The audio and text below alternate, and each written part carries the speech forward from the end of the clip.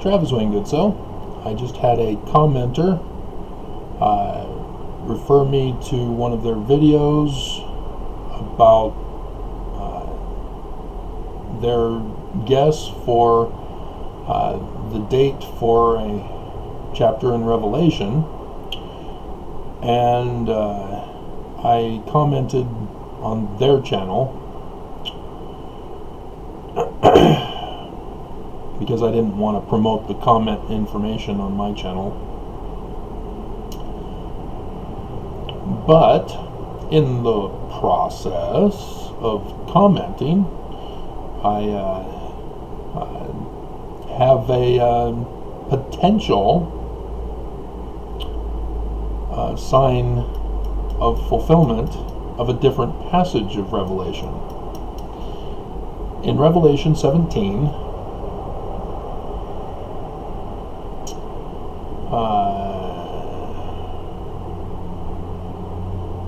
we have verse 5 that upon her head, as she has a scarlet color, it's referring to the great whore that sitteth upon many waters. And the name is written in the forehead, Mystery, Babylon the Great, the mother of harlots and abominations of the earth. And if you're unfamiliar with your Book of Mormon, there's what's called the Great and Abominable Church. And the devil is the founder of it. And this does seem to correspond. But Babylon was a theocracy, including both government and religion. And so, go down, Moses, way down in Egypt land. See, because we have Revelation talking about a beast. And in regards to the four horsemen of the apocalypse, they are beasts, as defined. They're not horsemen, they're the four horses with four beasts riding on them. And those four beasts have crowns. They are government leaders, therefore. So the beast referred to here, with the mark of the beast in the forehead and the image that everybody's worshiping and all that is yet another government leader, if not one of the four. I've done the video, but I'm not going to include it here. But you'll also notice in 1920, for example, as I'm going down to the key part, there's also a false prophet. Thus, in a theocracy, you have a government leader who is also the religious leader, but the latter days, they're split. So that's important to understand. We're looking for two organizations that taste bad together.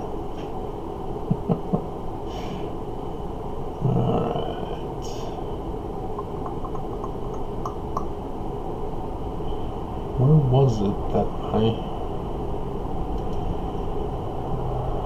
this it? No, this is what I was looking for, false prophet. We need Babylon is fallen.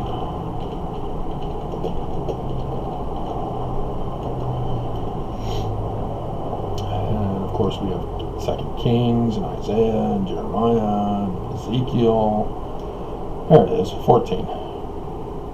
Needed to go back in time. Alright. So here we have verse 8, and there followed another angel. So we're looking in heaven, made in heaven, from the previous verse, the midst of heaven. Angels are flying in the midst of heaven. So we're talking about signs in the heavens. And this is using apocalyptic fiction narrative, anthropomorphizing it.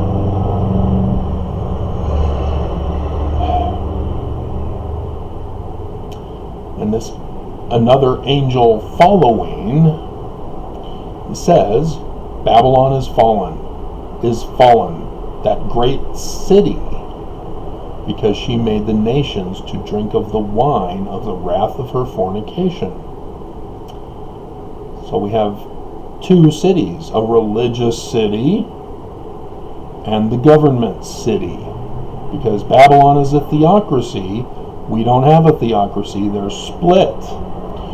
Now I could go into how America is Babylon, and thus contains the religious city and the government city. Because Moses, in the Exodus, has 3 days of darkness. Samson goes over the dates for those 3 days of darkness, which are solar eclipses. Samson being Sun King in Paleo Hebrew, as I've gone over with you. And so those dates are over America. 21st of August 2017, one in October 2023. I can't remember if it was 14th. I think it was 14th, not the 24th. And then 8 April 2024.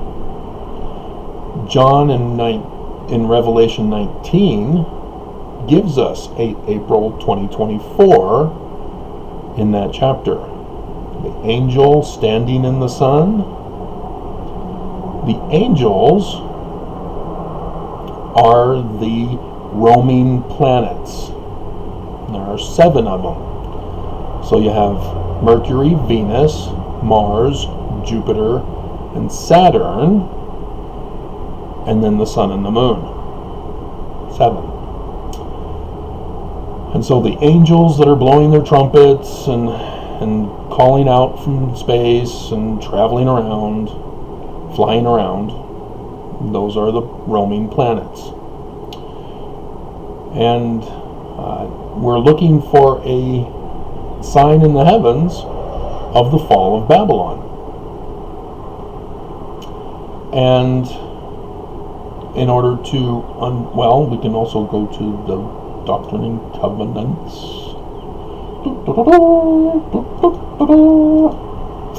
Section 1, because the church service missionaries who did the 1981 edition of the triple combination missed a number of decoding that needed to be done. If you're unaware of the original Doctrine and Covenants, it was coded. And here's an example. An idol which shall waxeth old, in verse 16, shall perish in Babylon, even Babylon the Great, which shall fall. Now obviously this is coming from Revelation, as the Book of Mormon also talks about Revelation, and they even call him by name. His name shall be John, and Nephi's Tree of Life dream. And so we're looking for a fall. It's interesting that in section 1, Babylon here is compared to a religious people. Joseph Smith is talking about a religious people who have taken upon them ordinances and an everlasting covenant, which can only be done in the Mormon temples. I wonder who this religion could be, and which religion has a whole city, if not a whole state. And so, if you're also wondering, Joseph Smith has said lots more about this in reference to section 101, starting in verse 43. talking about a parable for the latter days. Now I will show unto you a parable, that you may know my will concerning the redemption of Zion. He talks about a nobleman who has servants. Who would be the nobleman? That would be Christ. Who are the servants? Those are the prophets. And they set a watchtower or have put watchmen on the tower, which everybody understood is the church office building overlooking the whole valley. It's beautiful from the 24th floor that I used to see it from when I used to work as a church service missionary doing the second version of the footnote editions for the foreign language editions that came out in 2009. That's what they told me. But nobody wanted to talk openly about it because of this parable and what the servants do when the enemy comes. And so the olive trees were planted, 12 of them for the house of Israel, thus Mormons. And the tower, yeah. And so when there was a hedge or fence or something, wasn't there?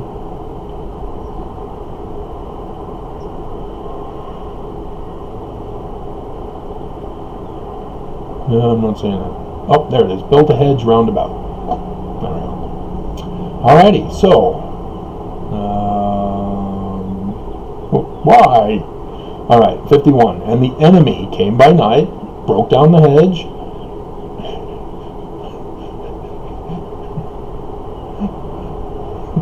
For strength of the youth is going to be destroyed. The hedge laws, you don't understand. The servants of the nobleman arose and were affrighted. The prophets were affrighted and fled, and the enemy destroyed their works, broke down the Mormons. Wow. The great and abominable church is the Mormon church? That can't be. They don't have the symbol of...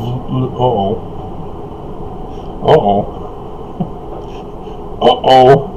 Yes, they do have the symbol of Lucifer on the Salt Lake Temple, on the Eagle Gate at State Street at Temple Square.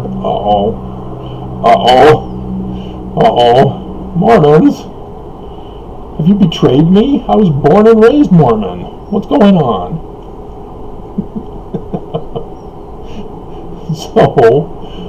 Yeah. There is a sign in the heavens coming. On April 24th, 2021. This is the day I was hoping for. But it's just a sign. And we're in a time frame period of 8 years, 2017 to 2024. John's Revelation 12 is 2017, and then Revelation 19 is 2024. The Book of Mormon uses those same signs in Lehi's dream, and 3 Nephi 11 is 2024's sign, the third day of darkness.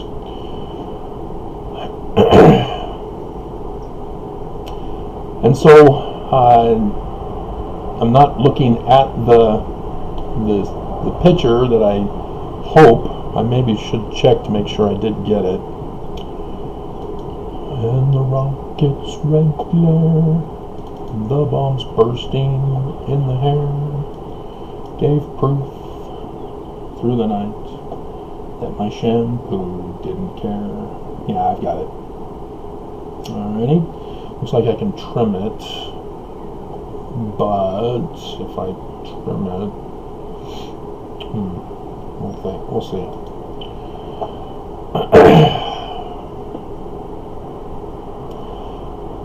And so there are Mercury, Venus, and Uranus.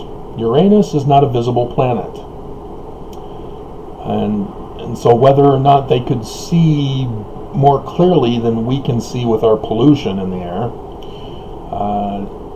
it doesn't seem likely. because they don't seem to indicate that they had ever seen Uranus. It's a Greek word, but yes, I still had grade school teachers who refused to pronounce it properly. And so Mercury, I found out, had become the personification of Trump because of the 2016 election. Mercury was at the top of the scales of Libra, thus is the judge now. And corresponding with the election that we had, that's the sign, that's the interpretation. Trump now becomes Mercury. However, Trump lost. Even if you're a denier, Trump still lost and is no longer president. And I hope YouTube is no longer putting at the bottom of videos. I was not referring to Trump. I was referring to Joseph Smith as president, and YouTube still put at the bottom of the video, Biden won the election. I just, not talking about this election. And, but anyway. And so, Mercury, because it's a president, as it was for the past 4 years, it's the personification of government leadership. The beast, quite literally Trump, but government leadership, the one who has a crown on his head. And let's see, Venus is the morning star referred to by Isaiah. How art thou fallen from heaven, son of the morning? And Venus is the falling star. And yes, it refers to Lucifer as well, thanks to the Latin Vulgate text around just before 400 AD. And it is the morning star, but fails because the sun, each and every single day, as Venus is reaching for the heights of the noonday sun,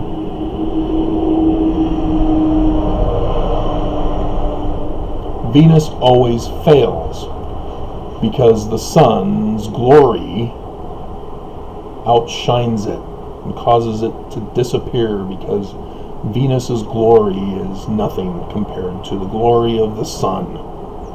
Yes, that's symbolic.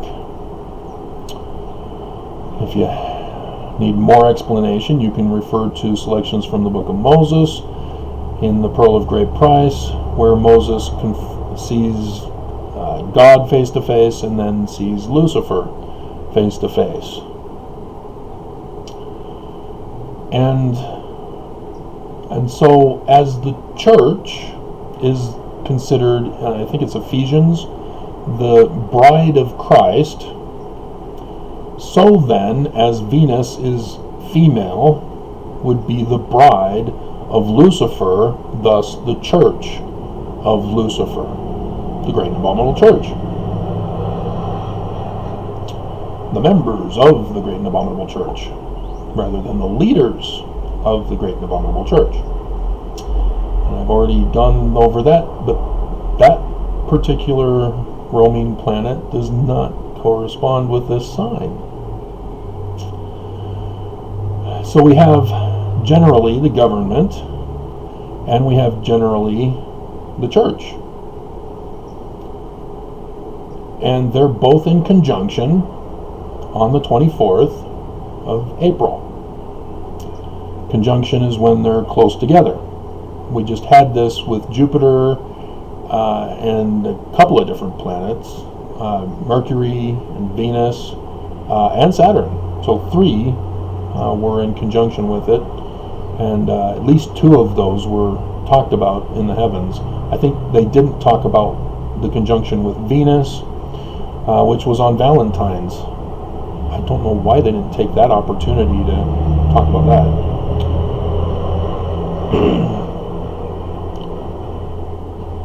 But it wasn't for me. I was all by myself that day.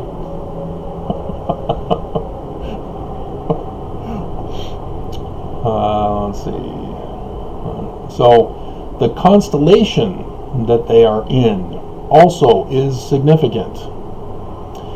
If you are familiar with the story of Abraham sacrificing Isaac, Abraham deceives Isaac and takes him up to the top of the mountain and then sets up an altar upon which they were to offer sacrifice. And Isaac is now going, Dad, where's the sacrifice?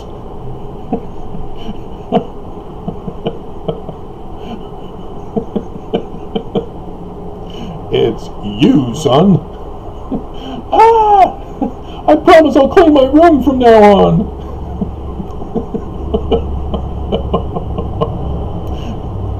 But lo and behold, an angel comes and says, well done, Abraham, don't kill him. He promises he'll clean his room from now on. And then a ram appears. And the ram is then sacrificed in place of Isaac. Please don't use this tactic on your kids.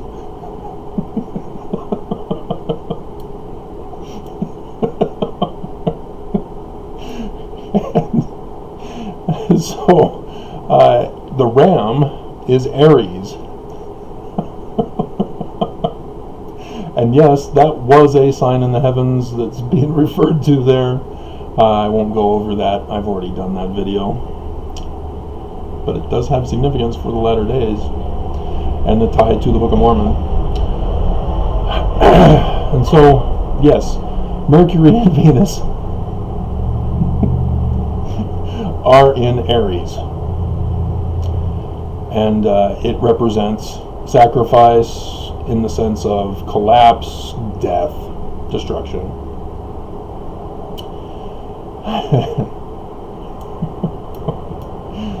And as Mercury is government representation, Venus is religion representation, and they're both in conjunction in Aries,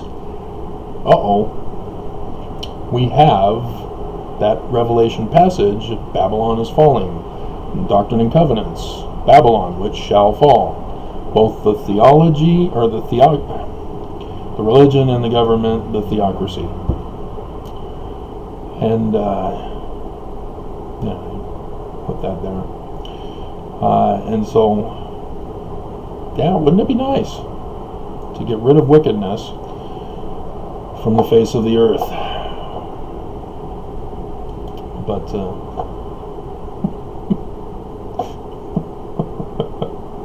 April 24th. It's a Saturday.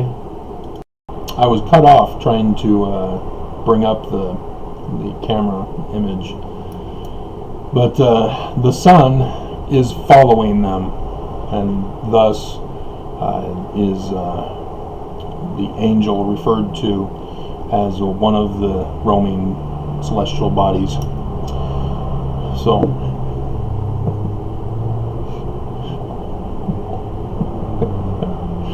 please don't do that to your kids. Please.